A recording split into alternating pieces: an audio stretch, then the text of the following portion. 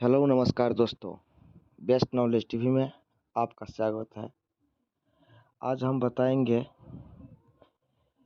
India का prime minister Narendra Modi की वो 10 खासियतें जो उन्हें बनाते हैं दुनिया का सबसे पसंदीदा लीडर।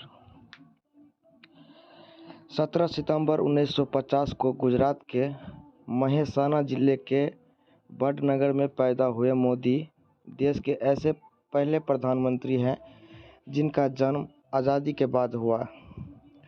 1972 में आरएसएस से जुड़कर उन्होंने अपना राजनीतिक करियर शुरू किया। इसके बाद 1987 में भाजपा से जुड़े। पीएम मोदी 2001 में पहली बार गुजरात के मुख्यमंत्री बने। वही 2014 में पहली बार देश के प्रधानमंत्री बने। पीएम बनने के बाद मोदी की पॉपुलैरिटी इतनी बढ़ी कि आज की तारीख में वो दुनिया के सबसे पसंदीदा लीडर हैं। आइए जानते हैं मोदी के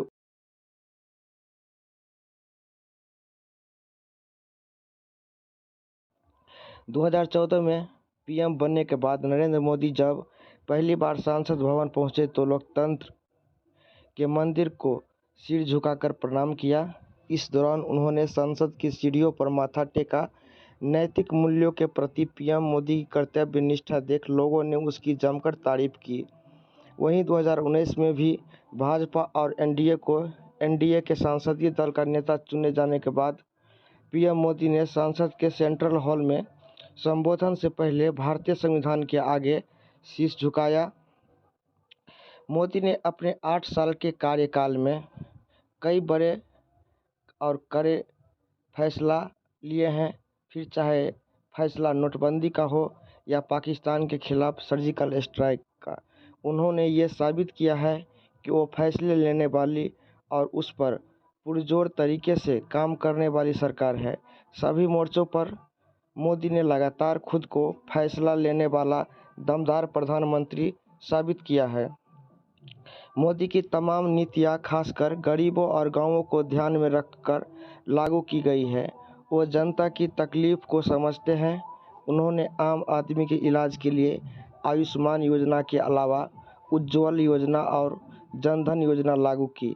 इसके अलावा उनकी ई गवर्नेंस और पारदर्शी डिजिटल प्रणाली की वजह से अब गरीब और किसानों को पैसा सीधे उनके खाते में पहुंचता है। वहीं कोरोना जैसी महामारी में गरीबों के लिए मददगार नीतियां बनकर सीधे उन तक का फायदा पहुंचाया। वैक्सीन से लेकर गरीबों को लंबे समय तक मुफ्त अनाज उपलब्ध कराया। नरेंद्र मोदी के कड़े अनुशासन का पालन करते हैं। वो सुबह 5 बजे उठते हैं। इसके बाद रोज़ सुबह आधा घंटा योग और फिर ध्यान करते हैं।